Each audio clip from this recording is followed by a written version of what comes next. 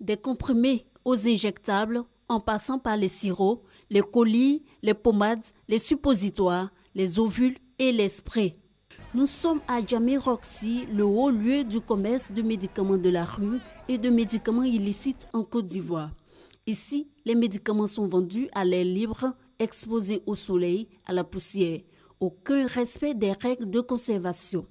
À la vue de notre caméra, certaines vendeuses mettent à l'abri leurs marchandises. Pour se procurer des médicaments de la rue, pas besoin de prescription médicale.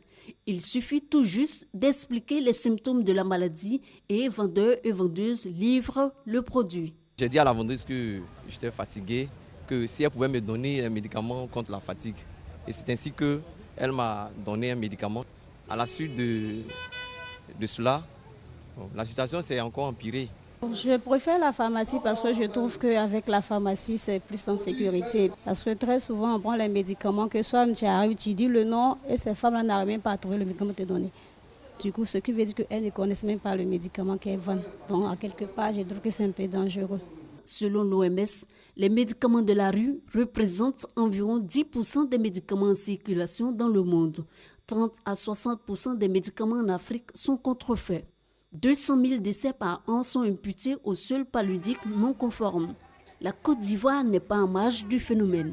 Ce sont environ 2 millions de médicaments qui sont vendus dans la rue par an, d'où une concurrence déloyale pour les pharmaciens. En termes de chiffre d'affaires, on constate une baisse. Nous recevons beaucoup de clients, mais qui viennent plus pour demander les prix. Avec ces prix, ils retournent là-bas pour mieux négocier sur le marché là-bas.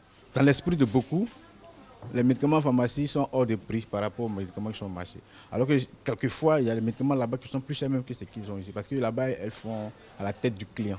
Sur l'identité de leurs fournisseurs et l'origine de ces médicaments, les vendeuses au micro ont indexé des délégués médicaux et pharmaciens, sans oublier la porosité des frontières. En 2006, donc, il y a eu 24 pharmacies braquées.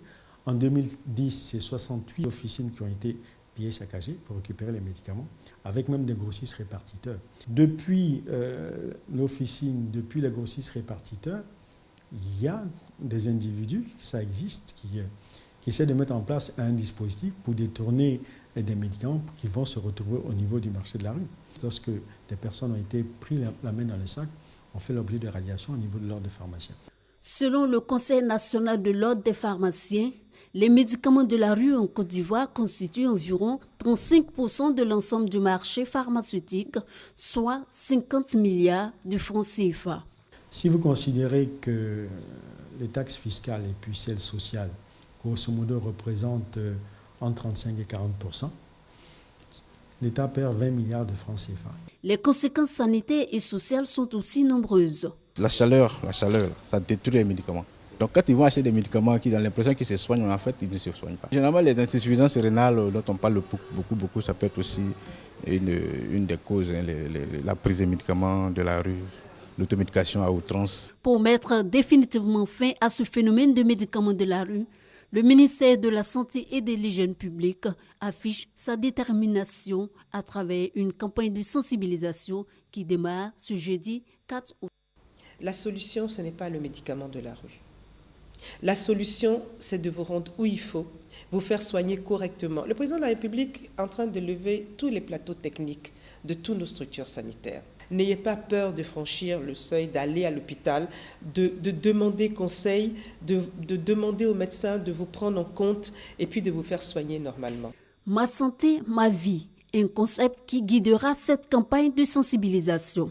Si on n'a pas la santé, on ne peut pas avoir la vie. Si vous ne fréquentez pas les hôpitaux, vous ne pourrez jamais avoir des résultats, c'est-à-dire avoir la vie.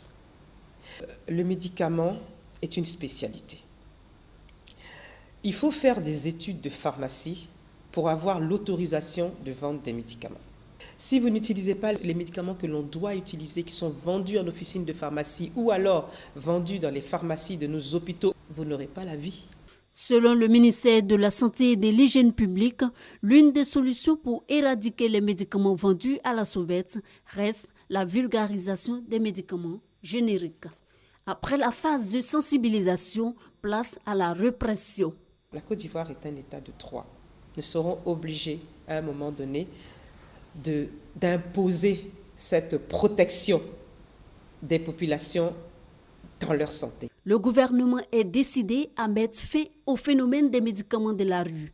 Le président Alassane Ouattara a donc pris en 2014 un décret installant le COTRAMED, Comité interministériel de lutte contre la contrefaçon et les médicaments de la rue. Il accompagnera le ministère de la Santé et de l'Hygiène publique dans ses actions.